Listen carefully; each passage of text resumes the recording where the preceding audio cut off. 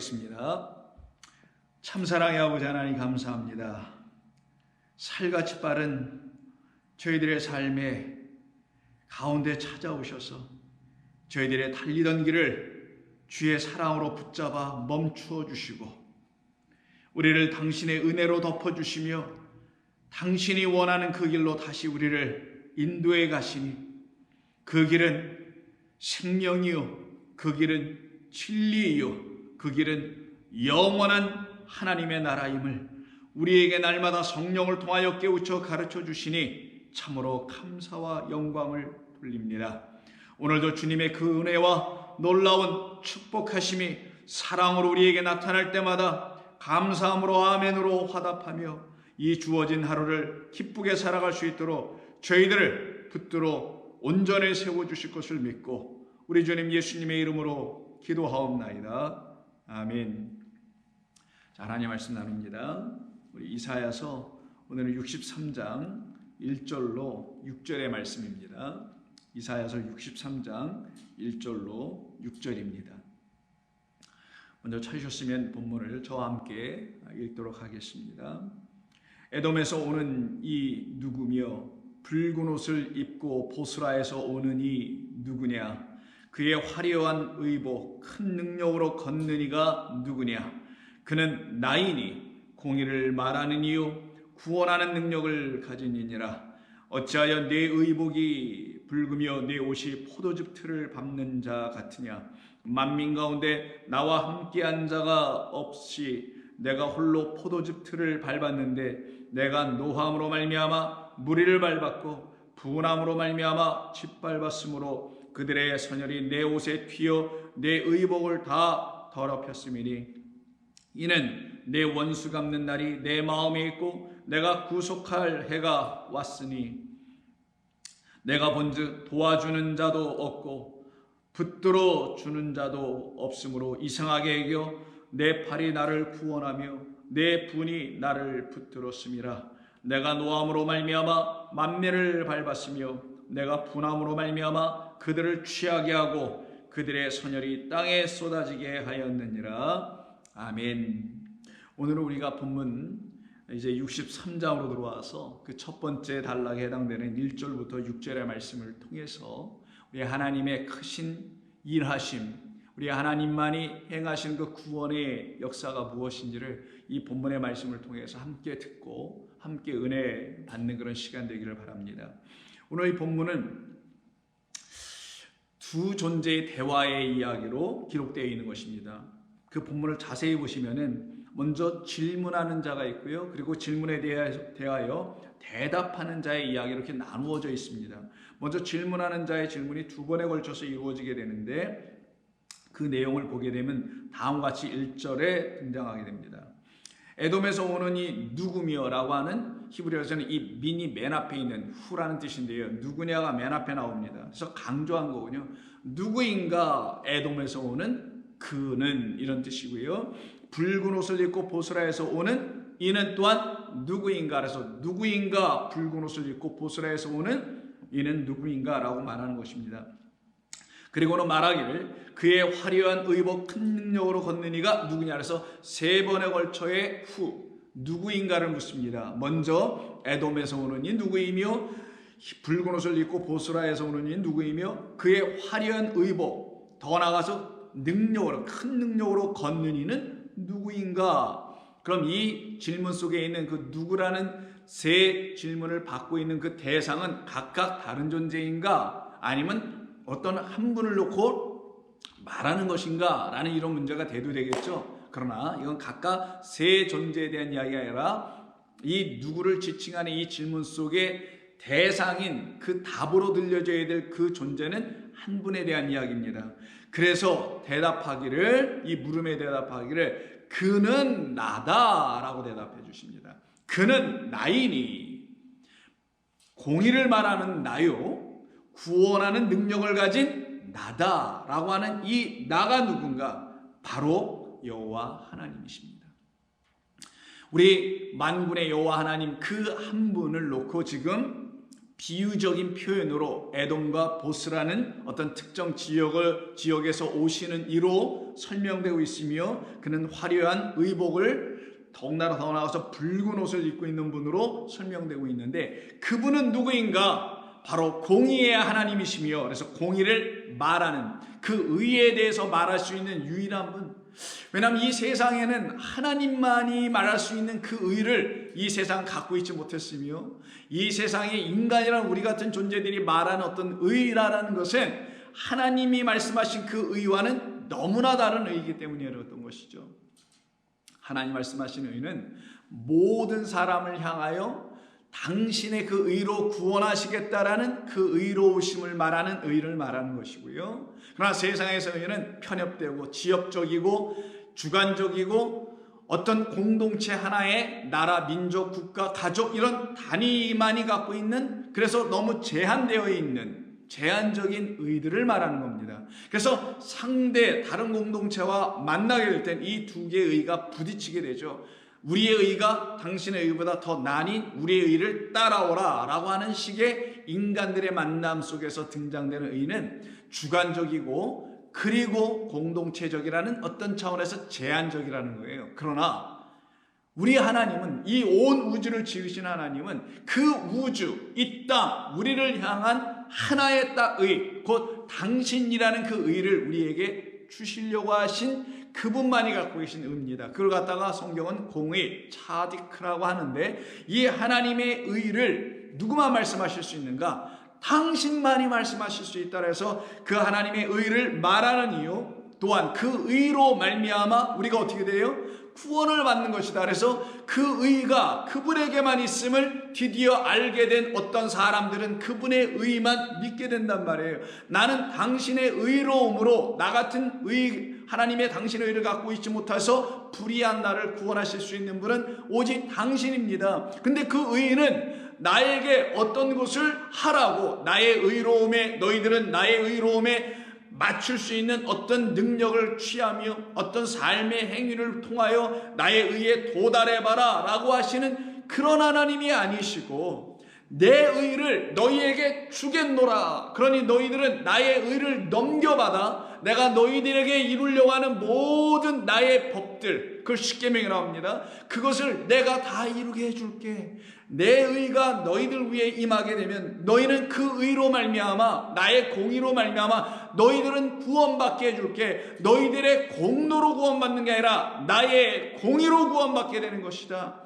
그때 그것을 경험하며 받아들이는 사람들은 바로 하나님이 의이기 때문에, 그분만이 의의 의를 갖고 계신 분이기 때문에 그의 의를 넘겨받아 이들을 누구라고 하냐? 우리를, 그 의를 받은 사람들을 의인이라고 하는 거예요. 왜? 이들은 믿었거든요. 뭘 믿었어요?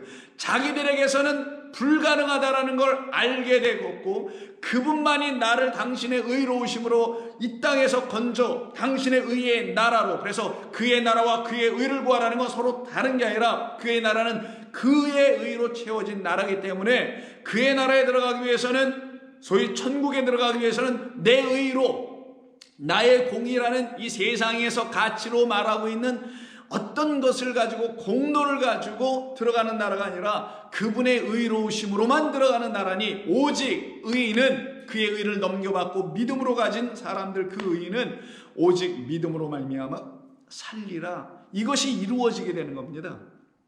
그래서 오늘 본문 1절에서 그는 나다. 어떤 나? 공의를 말해줄 수 있는 나. 나만이 그 공의에 대해서 얘기해 줄 수 있는 것이다 라고 선포하시며, 그 의 안에 우리를 향한 당신의 구원의 놀라운 섭리가 있으며, 그 구원을 막을 자 없다.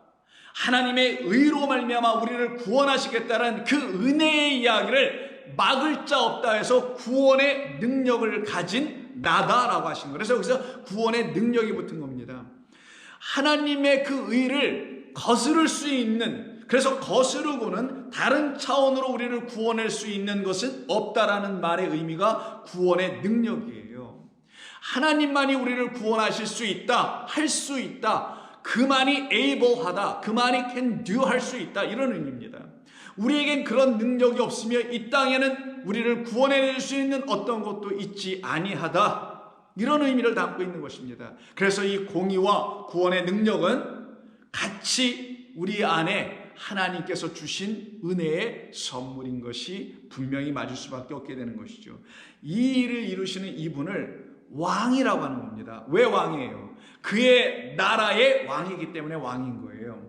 우리가 이해할 수 있도록 여호와 하나님께서 당신의 나라다 해서 그 나라의 왕, 그래서 여호와는 나의 왕이시오라고 할 수 있는 그 고백이 우리 인간이 이 땅이라는 나라에 속해 있기 때문에 그 범주 안에서 이해하여 우리가 이 땅에서 어떤 육의 왕을 섬기는 자들이 아니라 그 하늘나라의 그 왕이신 여호와 하나님께서 우리를 불러 그리고 택하시고 미리 정하신 당신의 계획과 은혜 안에서 우리를 당신의 것으로 삼아 당신 백성 삼아 내신 바로 그 왕, 나의 왕이십니다. 그러니 그가 입어야 될 옷은 붉은 옷이에요. 화려한 옷. 왕들이 입는 그 자주색 옷입니다. 그래서 2절에 어찌하여 당신의 의복이 붉으며 어찌하여 당신의 옷이 포도즙을 밟는 자 같으냐라고 말씀하는 거예요. 근데 여기서 우리가 유심히 봐야 될 게 그 왕이 입는 옷에 그 붉은 자색 옷에 왜 포도즙 틀을 밟는 자와 같으냐라고 이렇게 비유법을 쓰면서 63장에서 우리가 말씀하는 이유가 뭘까? 그 왕이 어떤 일을 하시냐? 포도즙 틀을 밟는 그 일을 하시는 왕이라는 거예요. 근데 이 포도즙 틀을 밟는다라는 것은 어느 때 사용하는 것이냐면 일반적으로는 포도를 수확하여 그 포도즙 틀을 짠 것을 만들어 놓고 거기에 포도를 수확한 걸 부어서 사람들이 올라와서 거기를 밟습니다. 그럼 여러분 포도색이 자주색을 보여주잖아요. 붉은색을. 그럼 그 포도가 막 튀어서 옷에 묻을 거 아니겠어요. 바로 그런 포도즙 틀을 말하는 거예요. 근데 이 포도즙 틀은 1차적으로는 비유니까 농부들에게 있어서는 그렇게 하는 것이죠. 근데 포도의 입장에서 한번 보자고요. 농부들이 올라가서 그 포도를 으깨버리는 거거든요. 그럼 포도의 입장에서는 으깨지는 거네요.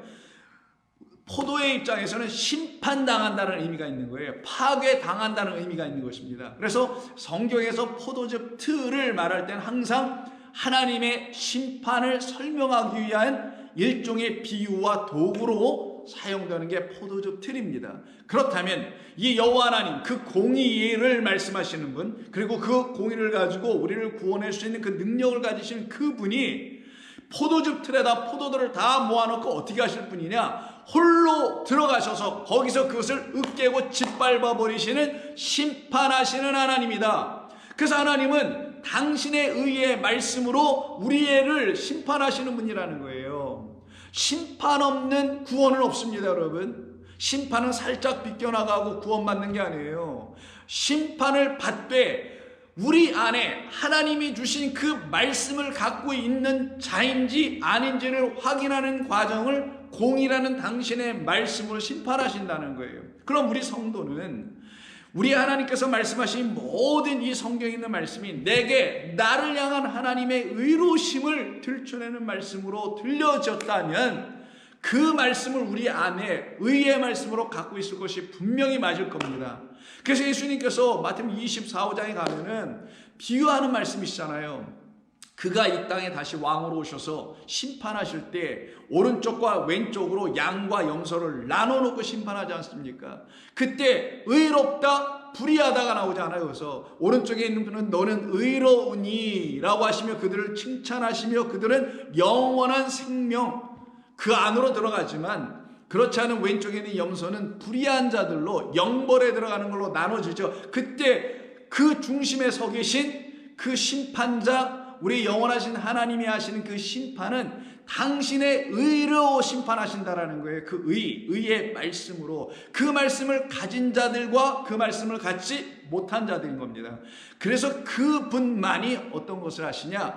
바로 심판하신다. 무엇으로? 그 우리를 의롭게 하시기 위한 그 말씀으로. 그래서 의롭게 하시기 위해서 그 말씀을 미리 보내주셨는데 그것을 갖고 있지 못한 자들은 그 심판의 날에 그것 무슨 말이냐면 우리가 하나님 앞에 섰을 때 우리에게서 확인하시는 것이 내가 나의 그 공의의 말을 넘겨받아 너희 인생들이 인간들이 갖고 있다는 그런 의로움이라는 게 다 제거되어 버리고 나의 의만이 너희 안에 있는지를 하나님이 확인하시는 것을 실질적으로는 심판이라고 하는 겁니다. 그래서 하나님의 심판은 의롭다, 의로우시다 라고 성경에 우리에게 끊임없이 말씀하는 이유가 거기 있는 것이에요.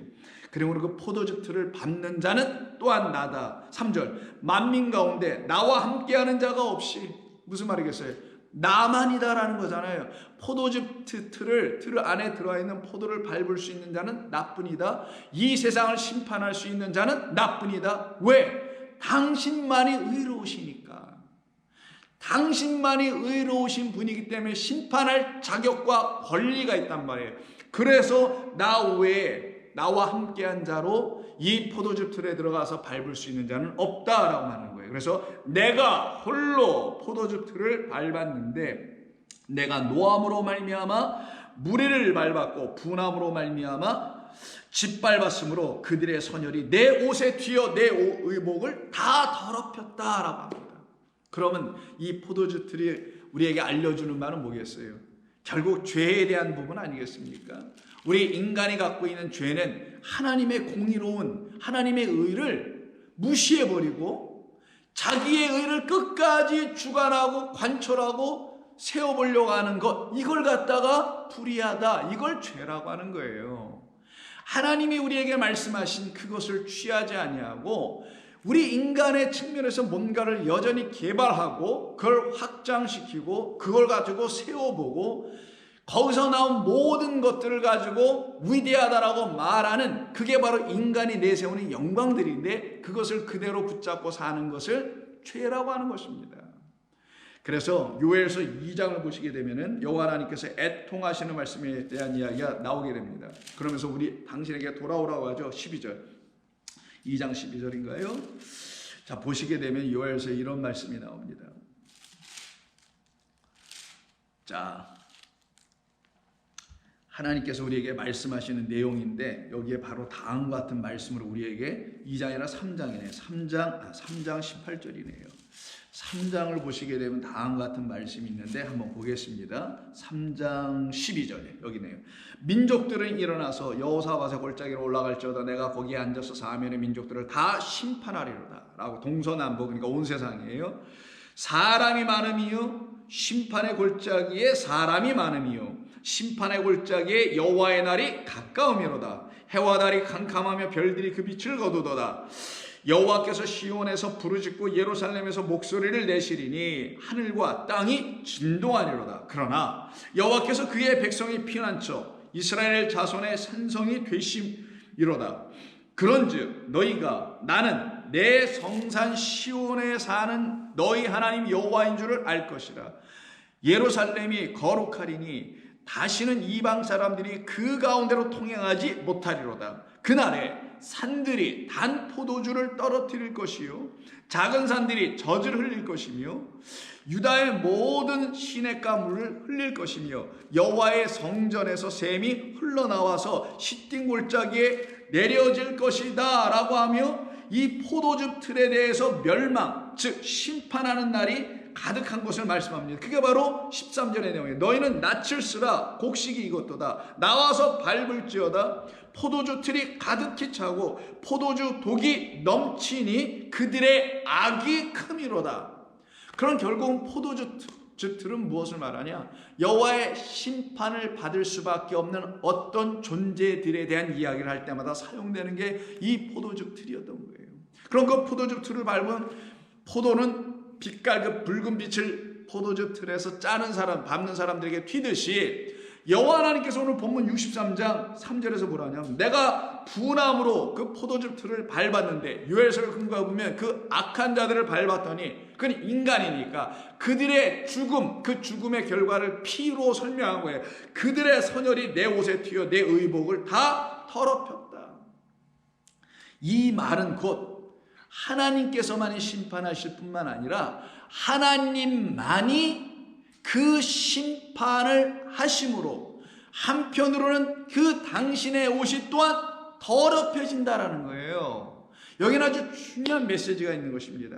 왜 이게 중요한 메시지일 수밖에 없게 되냐면은 이 심판의 이야기는 단순한 심판이 아니기 때문입니다. 계시록 14장 계시록 14장 14절 이하를 보시게 되면은 하나님께서 이 땅에 대한 심판을 놓고 포도주 틀을 놓고 다시 설명하십니다. 14절, 또 내가 보니 흰 구름이 있고 구름 위에 인자 같은 이가 앉으셨는데, 그리스도를 말합니다. 그 머리에는 금멸관이 있고 그 손에는 예리한 낫을 가졌더라. 또 다른 천사가 성전으로부터 나와 구름 위에 앉은 이를 향하여 큰 음성으로 외쳐 이르되 당신의 낫을 휘둘러 거두소서. 땅의 곡식이 다 익어 거둘 때가 이르렀음이니이다 하니 구름 위에 앉으신 이가 낫을 땅에 휘두르며 땅의 곡식이 다 거두어지니라. 또 다른 천사가 하늘에 있는 성전에서 나오는데 역시 예리한 낫을 가졌더라. 또 불을 다스리는 다른 천사가 제단으로부터 나와 예리한 낫 가진 자를 향하여 큰 음성으로 불러 이르되 내 예리한 낫을 휘둘러 땅에 포도송이를 거두라. 그 포도가 익었느니라 하더라.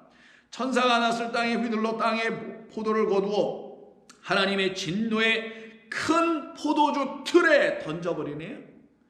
하나님의 진노의 큰 포도주 틀에다가 포도들을 던져버립니다. 그리고는 성 밖에서 그 틀이 밟히니 틀에서 피가 나서 말굴레까지 나갔고 1600스타디온이라 퍼졌더라. 하나님의 심판에 대한 이야기거든요. 그 심판을 받아야 될 자들이 누구인가? 바로 거짓된 포도로 거짓된 포도주를 만들어 백성들을 취하게 하고 있는 그 무너져야 될 바벨론, 바로 하나님을 거짓되게 가르쳐주는 그 음행의 도시, 그 성, 그 성을 놓고 얘기하는 거예요. 그래서 17장에 가서 보시면은 음녀가 받을 심판에 대한 이야기가 나오죠. 2절, 땅의 임금들도 그와 더불어 음행하였고 땅에 사는 자들도 그와 그 음행의 포도주에 취했더라 라는 말이 나오는 거예요. 그 포도주에 취하였던 그 곳을 5절에 그 이마에 이름이 기록되었으니 비밀이라 큰 바벨론이라 땅의 음녀들과 가증한 것들의 어미이니라. 내가 보면 여자가 그 성도들의 피와 예수의 증인들의 피에 취하여 죽어가고 있는 그 모습, 바로 거기에 대해 하나님의 심판의 이야기가 나타나는 겁니다. 근데 이게 여기서만 일어나지 않네요. 19장에 보면은 이 포도주 틀에 가서 심판하시는 이는 오직 여호와 하나님 한 분이라는 사실을 이미 63장에서 지금 말하고 있듯이 계시록에서도 그 하나님은 한 분뿐이었다. 그 하나님이 우리에게 눈으로 보이시는 하나님으로 오신 분은 예수 그리스도시지만 그분은 영원하신 하나님이었다. 그래서 19장, 계시록 19장 11절 이하에서 또 내가 하늘이 열린 것을 보니 백마와 그것을 탄 자들이 있으며 그 이름은 충신과 진실이라. 그가 공의로 심판하며 싸우더라. 나는 공의로 말한다. 그런 당신이 싸우시는 건 무슨 칼 들고 휘둘리는 이런 싸움이 아니라 공의로 말하는 게 하나님의 전쟁 싸움이라는 거예요. 그 하나님의 공의를 갖고 있지 못한 이 땅 우리들을 향하여 공의의 말씀을 던져 우리와 싸워 전쟁하여 우리 안에 있는 거짓과 비진리와 그 불의들을 제거해버리기 위한 그 거룩한 말씀을 우리 가운데 주시는 걸 여호와의 전쟁이요 싸움이라고 하는 겁니다. 그래서 공의로 심판하여 싸우더라. 그 눈은 불꽃 같고 그 머리에는 많은 관들이 있고 또 이름 쓴 것 하나가 있으니 자기밖에 아는 자가 없고 또 그가 피 뿌린 옷을 입었는데 라고 하네요. 왜 이렇게 피 뿌린 옷을 입을까요?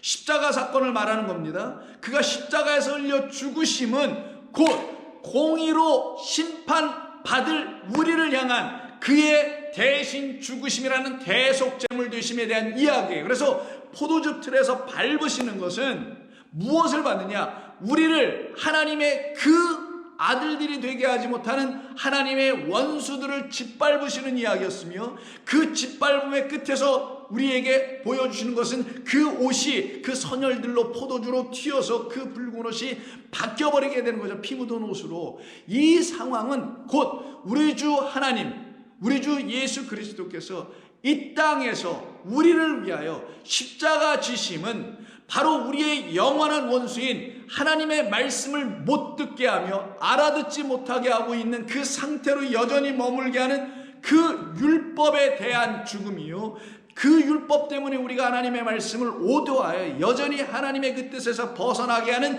죄에 대하여 죽음이며, 그 죄와 율법으로 뭉쳐서 살아가게 하는 이 세상에 대한 죽음을, 우리가 반드시 죽어야 되는 그 죽음을 그가 막으시고 그가 대신 죽으심이라는 핏부림은 내가 받고 그 옷은 내가 더럽혀지고 너희들은 내가 주는 피 묻은 옷으로 깨끗하게 빨아. 그 어린 양의 피에 깨끗하게 빨아 흰 옷을 입은 내 신부 내 백성 만드시겠다라는 그 뜻을 담은 것입니다. 그래서 그 모든 일은 우리 인간이 개입하여 우리 인간이 뭘 도와드려서 할 수 있는 부분이 전혀 있지 아니하고 오직 당신만이 그 일을 하시는 것이다라고 성경은 끊임없이 우리에게 말씀하는 겁니다. 그럼 우리는 뭐를 해야 되냐? 아무것도 할 것이 없습니다. 해야 될 것은 딱 하나, 그가 하신 일이 무엇인지를 날마다 그 뜻을 깨달아 알아가야 하는 그 일을 우리가 해야 되는 거예요. 그런데 여러분, 그 일을 무시하는 사람들이 있더라고요.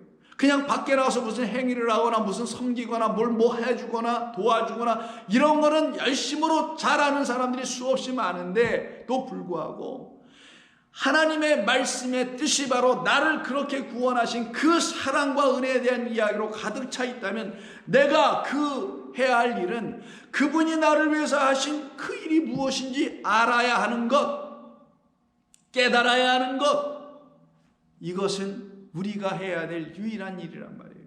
이것만이 우리의 일인 것입니다. 그 일에는 관심이 없고 관심 가져야 될 필요가 전혀 없는 일에 우리가 몰두하여 관심을 갖고 시간과 인생의 나날과 신앙의 여정의 그 걸음걸음들을 거기서 소비해버리고 탕진해버린다면 어찌 우리가 주의 그 백성으로 세워질 수 있겠냐고요. 그러나 저와 여러분들은 이런 말씀을 들으면서 그가 피 뿌린 옷을 입었다라는 이 말 가운데는 그가 더럽힘을 받으셨으나 그의 피로 말미암아 구속을 받아야 될 우리는 그 피로 우리의 모든 더러운 옷을 깨끗하게 빨아 새 옷으로 입고 서야 할 존재들. 그래서 7장 요한계시록 7장 14절에서 내가 말하기를 내 주여 당신이 아십니다. 전 히브리어 없는 사람이 누구냐고 물어봤을 때 나는 모릅니다. 당신이 아십니다. 그가 나에게 이르되 이는 큰 환난에서 나오는 자들인데 어린 양의 피에 그 옷을 씻어 희게 되어 14만 4천이라는 하늘의 그 구원받은 백성이란다 라고 하는 그 말을 우리가 비로소 듣고 깨달아 알게 되는 거 아니냐고요. 그때에 다시 계시록 19장 14절에서 13절에서 또 그가 피 뿌린 옷을 입었는데 그 이름은 하나님의 말씀이라. 하나님의 말씀으로 오신 분이 누굽니까? 말씀이 육신되어 오셨다라는 우리 주 예수님 그 그리스도. 그래서 하늘의 군대들이 희고 깨끗한 세마포옷을 입고 오는 거예요. 드디어 우리가 하나님의 백성이 우리가 하늘의 군대가 되어서 말씀으로 다시 이 세상을 공의로 심판할 수 있는 그런 존재들이 되어서 이 세상을 누구와 함께 그 말씀 하나님의 말씀이신 그리스도와 함께 이 땅에서 우리가 주의 그 거룩한 일들을 감당하며 살아가는 자들이 되는 것을 지금 이렇게 상징적으로 표현하는 거예요. 14절 하늘의 군대에 있는 그 군대 하늘에 있는 군대들이 희고 깨끗한 세마포 옷을 입고 백마를 타고 그를 따르더라. 그의 입에서 예리한 검이 나오니 그곳으로 만국을 치겠고 만국을 심판하신다는. 근데 검이 뭡니까? 성령의 검이죠. 말씀의 검이죠. 친히 그들을 철장으로 다스리며 친히 하나님 곧 전능하신 이의 맹렬한 진노의 포도주 틀을 밟을 것이다. 그 옷과 그 다리에 이름 쓴 것이 있으니 이 이름을 쓴 그 옷을 입고 있는 그만이 진노의 포도주 틀에 들어가서 이 땅을 공의로 심판할 수 있는 분인데 그때 그의 이름이 뭔가? 그는 만왕의 왕이요 만주의 주시더라. 우리를 그 공의로 구원해 주신 그분의 이름입니다. 우리 영원하신 하나님의 이름이십니다. 만왕의 왕이야. 내가 만주의 주라 라고 우리에게 선포해 주시는 그 하나님이신 거예요. 그래서 오늘 본문 다시 63장 돌아가서 보시면 내 의복이 다 더러워졌으며 내가 홀로 포도즙 틀을 밟았기 때문이다. 이유는 무엇인가? 내가 그 원수를 갚아주기 위함이야. 어떤 원수? 내 원수라고 하십니다. 우리의 원수가 그의 원수인 걸 알았을 때, 그의 원수가 또한 우리의 원수인 걸 알았을 때는 우리가 우리의 원수를 갚을 수가 없단 말이에요. 왜? 우리의 원수는 그의 원수인데 어떻게 우리가 할 수 있겠냐고요. 그의 수준에 맞는 그의 원수를 대니 그가 어떻게 하시겠어요? 갚아주시겠죠. 그래서 원수 갚는 것이 내게 있다라는 그런 말을 하신 거예요. 근데 이걸 사람들이 오해해가지고 땅, 육에다 이걸 적용해서 풀어보려니 육적인 삶, 우리 인생에서 어떤 원수들이 있잖아요. 원수라고 생각하시는 어떤 관계 깨어진 어떤 뭐 나라와 민족과 가정의 어떤 관계들이 대상들이 있지 않습니까? 그들을 갖다 원수라고 하죠, 사람들은.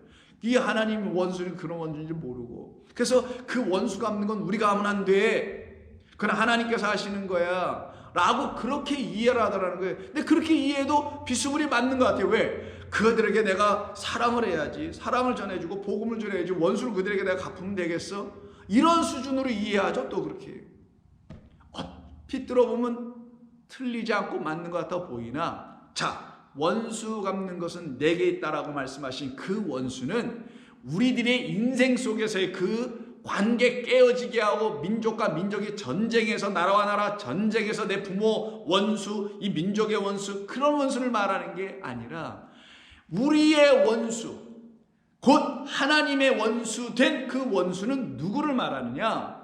우리를 영원하신 하나님의 아들, 곧 하나님의 말씀들이 되게 하지 못하는 존재를 하나님의 원수 또한 우리들의 원수라고 하는 거예요. 그 원수를 갚아준다는 말이 무슨 말이며 그 원수는 또 누구겠냐고요. 그 원수가 바로 우리를 하나님의 말씀을 복음으로 듣게 하지 못하게 하는 율법주의자들이며 그들이 붙잡고 있는 문자적 말씀인 율법인 거예요. 그게 우리의 원수였던 것입니다. 근데 그 원수를 누가 갚아줄 것이냐고요. 갚아준다는 게 뭐예요? 탕감해 주는 거죠. 그걸 없애버려 주는 거예요. 빛 자체를. 그래서 이걸 풀어주는 거죠. 해결해 주는 거죠. 그래서 율법을 풀어 우리에게 진리, 복음으로 들려지게 해주실 분은 누구밖에 없어요. 여호와 하나님밖에 없으니 원수 갚는 것은 내게 있다라는 말씀은 내가 이 율법을 풀어 너희들이 이 율법은 하나님의 공의의 말씀이었구나 라고 복음으로 진리로 알아듣게 해줄 수 있는 그 뜻이 바로 원수를 갚아준다는 말이며, 그러니 원수 갚아주는 건 누구만 하실 수 있는 거예요. 우리 인간이 못하죠. 어떻게 이걸 풀어줄 거냐. 우리 인간이 이거를 무슨 뜻인지 알고 오직 하나님만이 하시는데 하나님은 영이시니 그 영만이 우리에게 와서 풀어주시겠죠. 그래서 영, 거룩하신 그 영만이 우리에게 하신다 해서 성령만이 우리에게 진리를 들려주시는 분이다. 복음을 우리에게 선포해 주실 수 있는 분이다. 그분만이 이 하나님의 모든 말씀을 우리에게 진리로 들려주시는 분, 그래서 그가 우리의 원수를 갚아주시는 것이다. 그럼 갚아주면 그 원수가 더 이상 우리에게 원수가 되지 않고 이 원수가 뭐가 되겠어요? 사랑의 대상이 되죠. 그래서 율법은 우리에게 사랑을 주는 책이 되는 거예요. 그래서 율법을 완성하는 자, 어떤 자? 사랑을 이룬 자. 그래서 사랑하는 자는 율법을 완성하는 것이다 라고 로마서에서 사도 바울이 말한 이유가 거기 있는 거예요. 이게 율법과 사랑의 관계. 율법을 온전하게 내게 진리로 들려줬어. 어떤 진리? 하나님이 나를 사랑하신다가 진리예요. 여러분, 이게 진리로 들려줘야 돼. 진리가 뭐 다른 게 아닙니다. 득도하는 게 아니라 하나님이 나를 사랑하신대. 나 같은 자를 하나님이 사랑하신대. 그 말 안에는 나를 사랑하신다는 말 안에는 나를 구원하셨대. 나의 모든 죄를 용서하셨대. 내게 뭐를 요구하지 않으신대. 나 같은 죄인을 하나님이 당신의 공의로 덮어버리셨대 라는 그 이야기가 진리란 말이에요. 그것만이 참된 말이란 말이에요. 이 세상이 들어야 할 참된 말은 그 하나밖에 없어요. 그러니 하나님의 사랑과 하나님의 진리의 말씀이 어찌 다를 수가 있냐고요. 진리를 들으면 사랑을 들었다는 얘기고, 사랑이 내 가운데 임하였다면 나는 진리를 말할 수 있는 자, 행할 수 있는 자가 돼 있는 거 아니냐고요.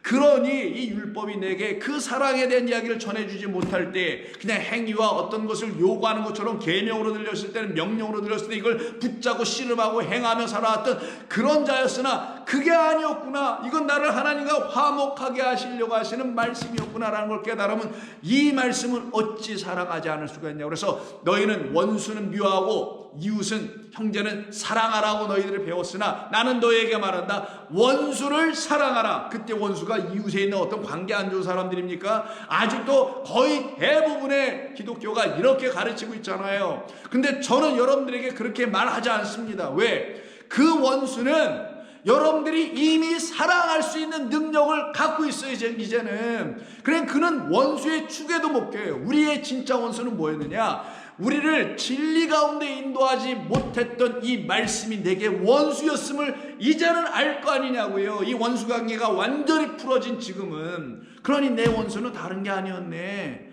아니 세상 사람도 인간적 관계에서 원수도 용서하고 산다는데 그걸 하나님께서 야 너희들 봐라 세상에 그런 사람도 있잖아 너희들 그렇게 돼야 해 이거 말씀하시려고 원수 사랑하라고 얘기하신 거냐고요. 아니죠.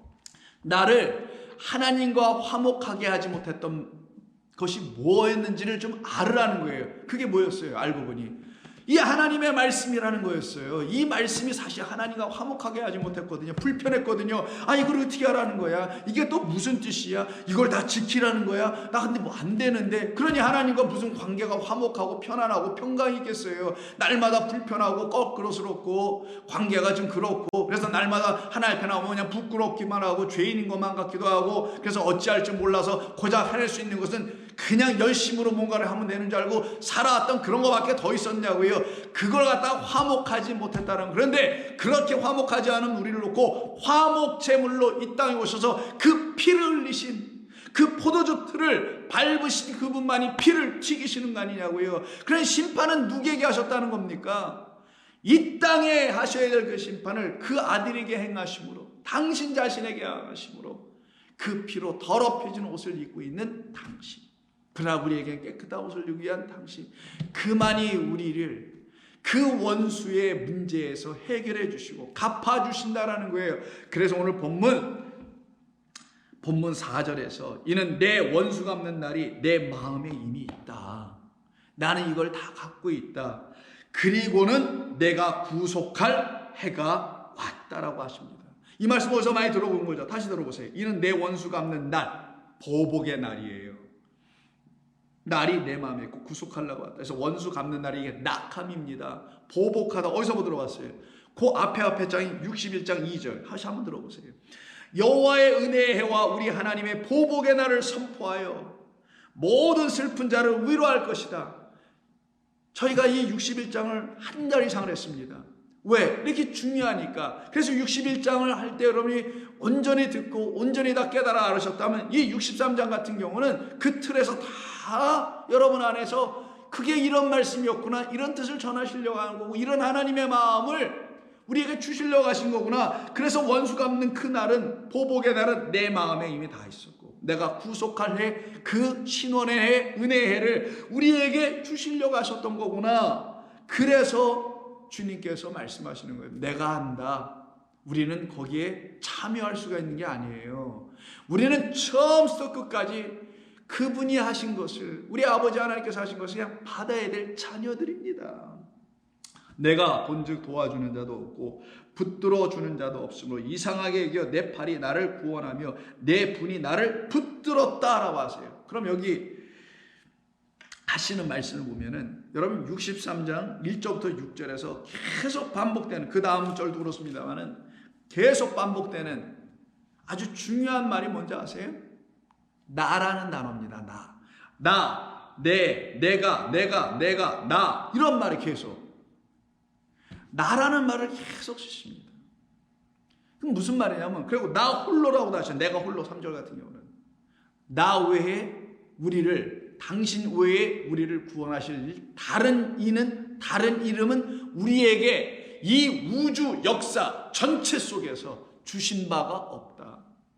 이것 때문에 그러는 거예요. 그래서 내가 모든 건 내가 하는 것이다. 여러분 이걸 여러분 가운데 믿음으로 받아들이고 계십니까? 오직 하나님만이 하시고 계시는 거구나. 당신만이 이것을 이루어내시는 것이구나. 우리는 할 수가 없는 것이구나. 이걸 우리는 깨달아 알아가며 그것을 받아들이고 살아가고 있냐는 거예요. 당신밖에는 아무것도 없다. 그래서 호세아 13장을 보시게 되면요, 심판할 때 여기 타작마당이라는 심판을 설명을 하는데 그때 바알의 범죄함입니다. 바알은 또 다른 하나님이 아닌 유사 하나님을 얘기할 때 쓰는 거예요. 하나님을 오해한 것을 바알이라고 하는 겁니다. 자, 3절. 이러므로 그들은, 바알 숭배자들, 아침 구름 같으며 쉬 사라지는 이슬 같으며 타작마당, 심판이에요. 알곡과 쭉정이를 나누는 거죠. 오른쪽과 왼쪽으로. 자, 타작마당에서 광풍에 날리는 쭉정이 같으며 굴뚝에서 나는 연기 같으니라. 이건 무적행에서 나오는 그 연기와 똑같은 거잖아요.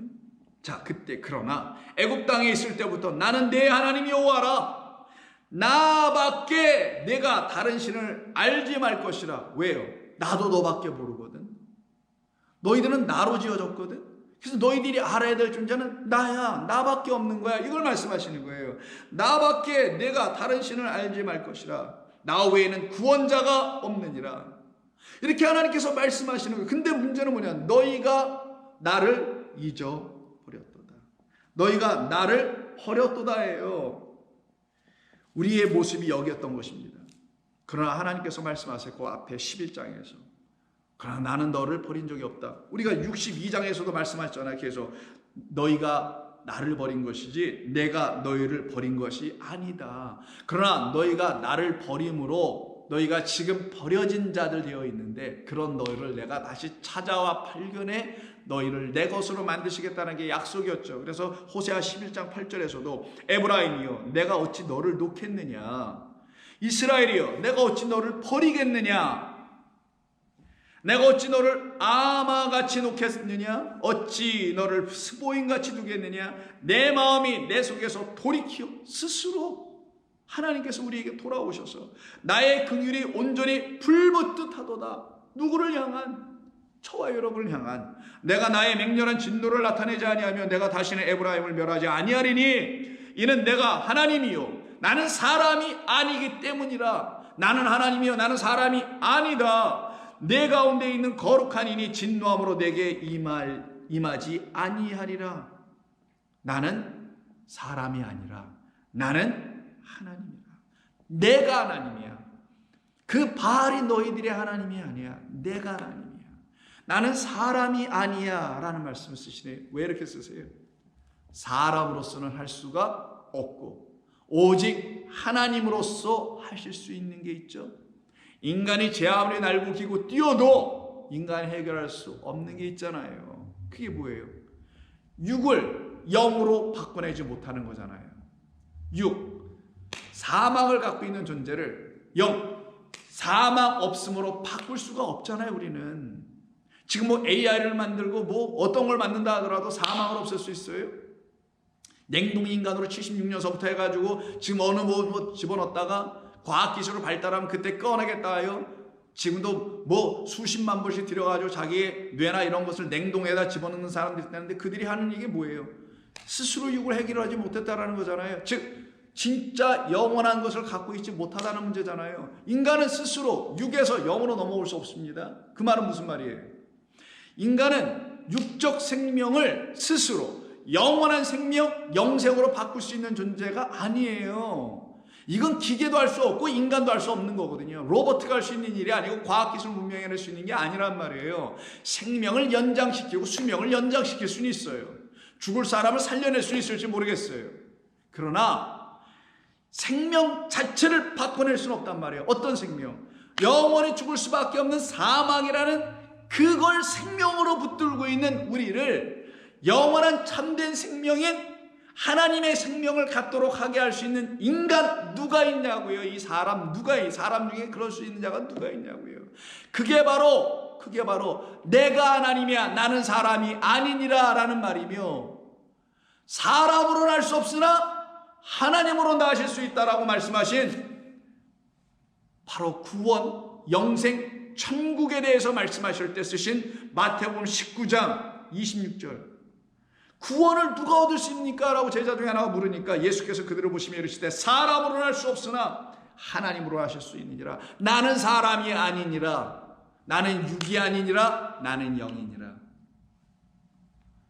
우리가 하나님으로만 우리 영원하신 아버지 하나님으로만 되어져야 할 그것을 갖고 계신 분이 하나님이시고 그것을 알았을 때 그러니 나는 육에서 영이 되어야 될 존재구나. 나는 인간에서 신이 되어야 될 존재였구나라는 걸 깨달아 알아가는 거예요. 근데 뭐 타종교에서는 그냥 인간 자신이 또 신적인 존재다. 뭐 스스로 자기에게 스스로 신을 입증시켜주고 자기가 자기에게 신이라도 말해주면 신이 됩니까? 아니죠. 진짜 영원한 것 생명을 가져야 그 영원한 생명 가진 아버지 하나님처럼 되는 것이죠. 그렇게 우리를 당신과 같이 당신 옆에 두시고자 우리에게 하나님만이 하실 수 있는 것, 그래서 영생을 상속받게 하시려고 하신 것, 그러려면 우리에게서 떠나야 될 건 19장 29절에 있는 것처럼 마태복음 내 이름을 위하여 집이나 형제나 자매나 부모나 자식이나 전토를 벌인 자, 그 이름이 뭐예요? 그냥 어떤 복음전도 열심히 하시는 분들이 말하는 예수의 이름, 그런 이름입니까? 이게 아니에요. 이 내 이름이라는 건 영원하신 그분, 영원을 위하여, 영생을 위하여 스스로 존재하시는 그분, 이 존재란 말을 쓰기도 좀 거시기 한데 그분의 이름을 위하여서는, 그 이름이 나의 이름이 되길 원해서는, 이름은 말씀이니까 그분이 내게 생명이 되게 하기 위해서는 내가 이 땅의 것, 육의 것에 내가 묶일 수 없으니 나는 육의 것은 관심 없어요. 하나님, 난 당신의 것이 관심 있습니다 라고 말하는 걸 놓고 집이나 형제나 자매나 부모나 자식이나 전토를 버렸다고 말하는 거예요. 그런 자들에게는 영생을 상속하리라. 이게 우리 하나님께서 우리에게 주시는 은혜의 말이죠. 그러니 구원은 누구에게만 이루어져요? 누구에 의해서만? 오늘 내가 나의 공의를 말하고 그 구속의 은혜를, 구속의 해를 너희에게 선포해 주신다는, 이루어 주신다는 그 분만이잖아요. 그래서 오직 구원을 받은 모든 백성들은 구원하심은 오직 어린 양과 아버지께만 있다고 선포하는 거예요. 이게 14만 4천의 노래, 그 유명한 계시록 7장 9절 이하입니다. 이 일 후에 내가 보니 각 나라 족속 백성 방언에서 아무도 능히 셀 수 없는 큰 무리가 나와 흰 옷을 또 입네요. 그 어린 양의 피에 빨아 깨끗한 옷을 입고, 그는 더러워졌으나 그 옷으로 다시 깨끗하여지는 자들, 흰 옷을 입고 손에 종려가지를 들고 보좌 앞에 어린 양 앞에 서서, 보좌 앞과 어린 양 앞에 서서 큰 소리로 외쳐 이르되 구원하심이 보좌에 앉으신 우리 하나님과 어린 양에게 있도다. 여기에 대한 응답송으로는 아멘, 찬송과 영광과 지혜와 감사와 존귀와 권능과 힘이 우리 하나님께 세세토록 있을지어다. 아멘. 이들이 누굽니까? 라고 물어본 거래서 요한이, 이들은 그 어린 양의 피에 옷을 빤 그 환난 가운데서 나온 환난, 우리를 하나님의 백성 되지 못하게 하기 위하여 거짓된 것으로 우리를 태워버리는 그 불구덩이, 그 환난, 그 음녀가 지배하는 그곳에서 나온 자들. 어떻게 나와요? 그 음성, 목자의 음성을 듣고 쭉 나온 자들, 이들이 바로 하나님 앞에서, 보좌 앞에서 하나님을 섬기는 자들로 세워지게 되죠. 이게 바로 하나님의 백성, 저와 여러분들의 모습인 겁니다. 그래서 오늘 본문이 바로 우리에게 알려주는 거예요. 내가 마지막 6절에 노함으로 말미암아 만민을 밟았으며 내가 분함으로 말미암아 그들을 취하게 하고 그들의 선혈이 땅에 쏟아지게 하였다.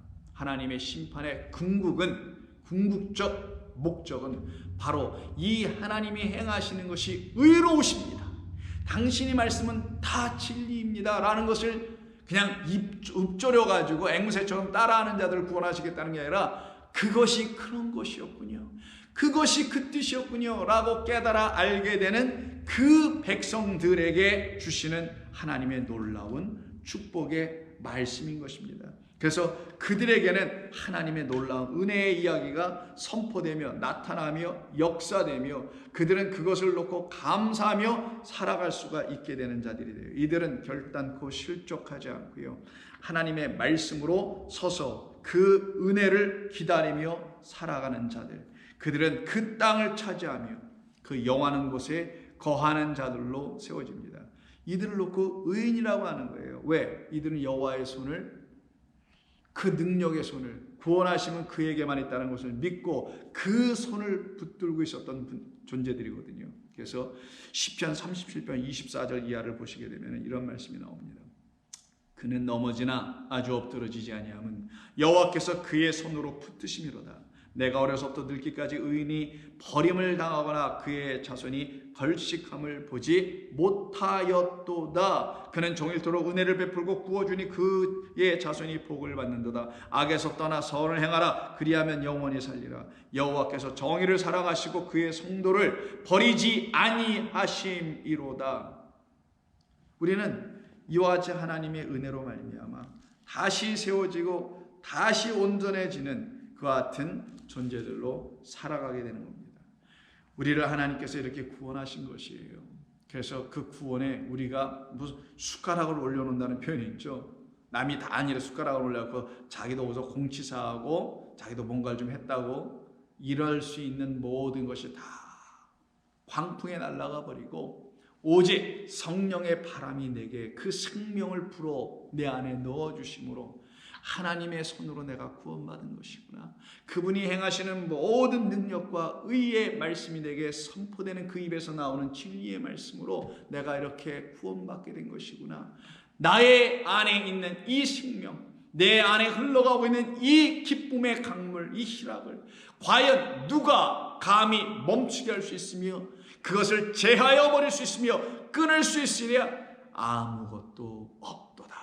이게 우리의 고백이며 감사의 노래 아니겠습니까?